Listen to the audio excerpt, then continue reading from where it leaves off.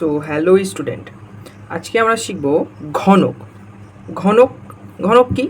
ঘনক হলো এমন একটি ত্রিমাত্রিক বস্তু, ত্রিমাত্রিক মানে 3D, এমন একটি ত্রিমাত্রিক বস্তু যার 6টি তলই সমান বর্গাকার এবং সকল প্রান্ত বা ধার তার দৈর্ঘ্য কী হবে? সমান হবে। তাহলে বর্গাকার চিত্র, তার 6টা তল মিলে তৈরি হয় ঘনক। তাহলে ঘনক দেখতে কেমন? ঘনক হচ্ছে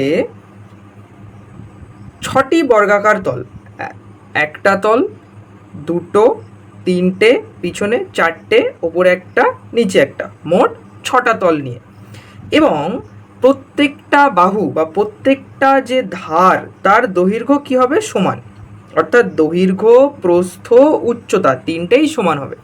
তাহলে যদি প্রত্যেকটা বাহুর দৈর্ঘ্য এ ধরি, প্রত্যেকটা বাহুর দৈর্ঘ্য এ ধরা হয়, তাহলে A is equal to length of edge, মানে প্রত্যেকটা ধার বা প্রত্যেকটা বাহুর দৈর্ঘ্য কী হবে? এ হবে।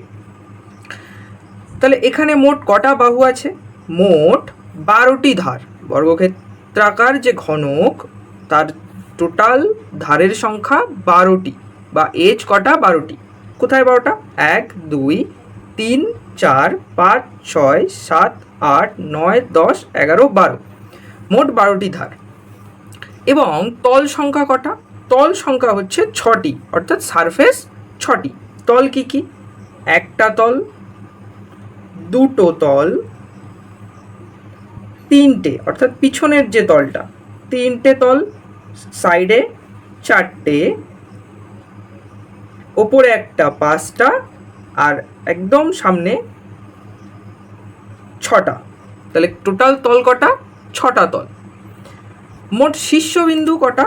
8টি শীর্ষবিন্দু বা ভার্টেক্স 8টি। কি কি? 1 2 3 4 5 6 7 8, 8টি টোটাল কর্নার বা ভার্টেক্স। তাহলে ঘনকের ধর্মগুলো কি কি? চলে আসি ঘনকের ধর্ম।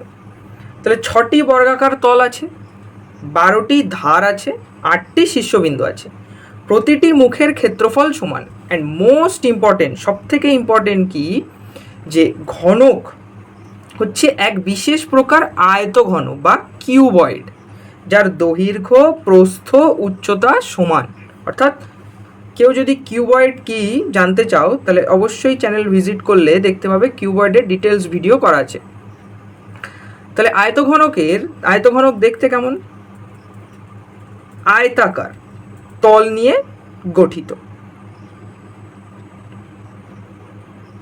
অর্থাৎ এমনটা দেখতে। তাহলে এরই যদি দৈর্ঘ্য, প্রস্থ, উচ্চতা সমান হয়, তাহলে সেটা কি হবে? ঘনক।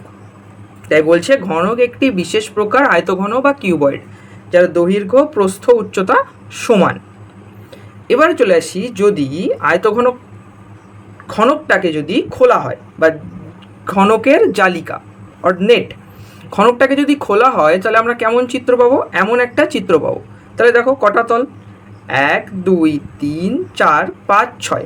তাহলে প্রত্যেকটা তো বর্গাকার চিত্র, প্রত্যেকটা বর্গাকার, এবং প্রত্যেকটার বাহুর দৈর্ঘ্য কত? এ। তাহলে প্রত্যেকটার ক্ষেত্রফল কি হবে? বর্গক্ষেত্রের ক্ষেত্রফলের সূত্র কি? প্রত্যেকটা যদি বর্গক্ষেত্রের বাহুর দৈর্ঘ্য এ হয়, তাহলে ক্ষেত্রফল কি হবে? এ গুণে। তাহলে প্রত্যেকটার ক্ষেত্রফল এ গুণে, অর্থাৎ এ স্কোয়ার। তাহলে মোট তল কটা? 6টা। 1 2 3 4 5 6। তাহলে মোট তল 6টা, তাহলে 6টা তলের মোট ক্ষেত্রফল কি হবে? 6a square. তাহলে এখন তাহলে ঘনকের পৃষ্ঠতলের ক্ষেত্রফল, অর্থাৎ সারফেস এরিয়া কি পাচ্ছি?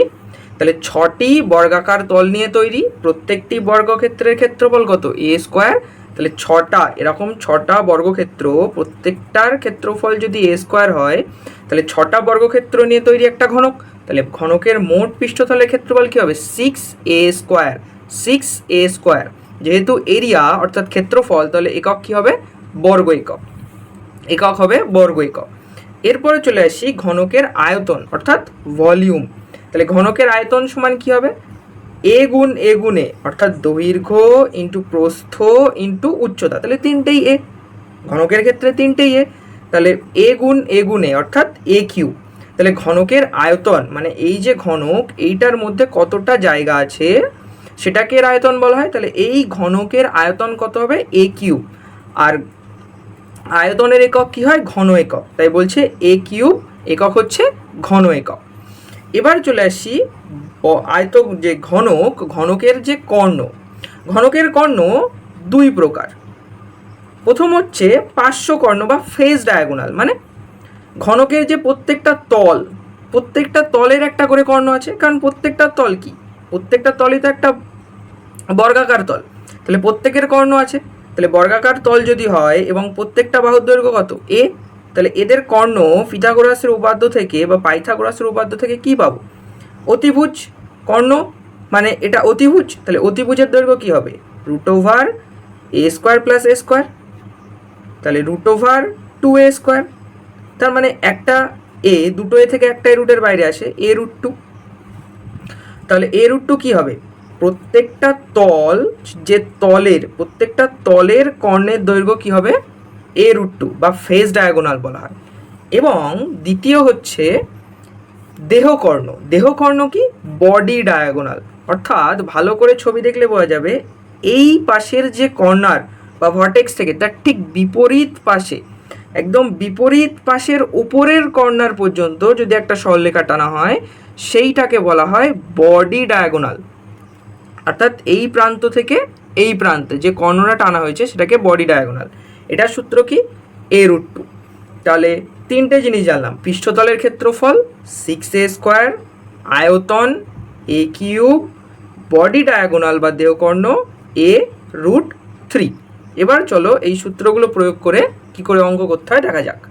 তার আগে ছোট্ট একটা জিনিস, বাস্তব জীবনে ঘনকের ব্যবহার। বাস্তব জীবনে ঘনক কি কি আছে না? রুবিক্স কিউব, পাশা, বরফের টুকরো হতে পারে, উপহারের যে বক্স হতে পারে, চিনির দানা ইত্যাদি। এবার একটা এক্সাম্পল চলে আসি।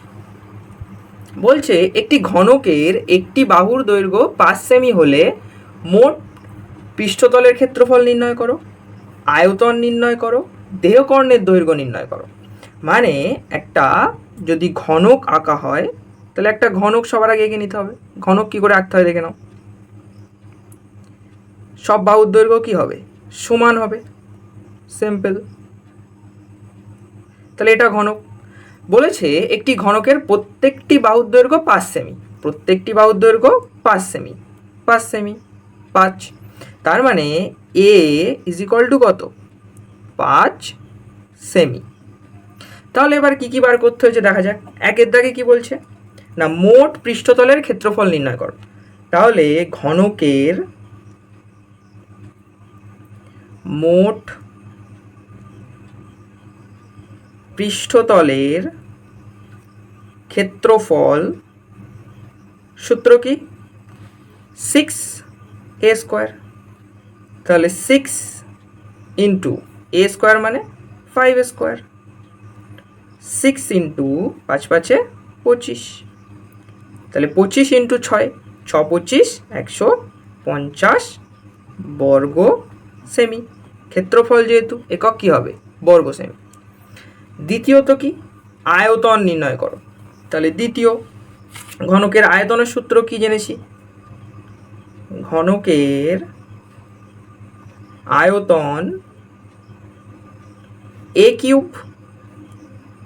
তাহলে এ কিউব, এ মানে কত? 5, তাহলে 5 কিউব, 5 কিউব অর্থাৎ 5 ইন্টু 5 ইন্টু 5, 5 5 25, 5 25 125 ঘন সেমি। কারণ আয়তনের একক কি? ঘন একক। তাহলে এখানে হবে ঘন সেমি। 3 নম্বর প্রশ্ন কি না? দেহকর্ণের দৈর্ঘ্য নির্ণয় করো। তাহলে দেহকর্ণের দৈর্ঘ্য কি হবে? ঘনকের দেহকর্ণ সূত্র কি? এ রুট 3 সেমি। তাহলে এ মানে 5, রুট 3 সেমি। অর্থাৎ যদি বাহুর দৈর্ঘ্য বলে দেওয়া থাকে ঘনকের, তাহলে আমরা মোট পৃষ্ঠতলের ক্ষেত্রফল, ঘনকের আয়তন এবং দেহকর্ণ খুব সহজেই বার করতে পারবো 3টে সূত্র দিয়ে। কেউ যদি এর পিডিএফ পেতে চাও, তাহলে নিচে ফেসবুক এবং টেলিগ্রামের লিঙ্ক দেওয়া থাকবে, অবশ্যই সবাই জয়েন করবে।